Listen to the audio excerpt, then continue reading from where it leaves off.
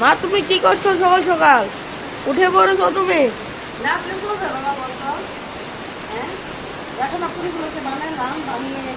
কিছু ঢুকায় না ঠান্ডা হয়ে যাবে বাবা আর একটা বাবা কি বৃষ্টি করতেছে ভালো না বৃষ্টিতে আজকে বলে জল তো উঠবে বাবা হ্যাঁ আজকে বলে জল উঠবে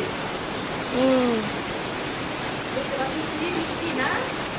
এত বৃষ্টি একদম ভালো লাগে না রে একদম ভালো লাগে না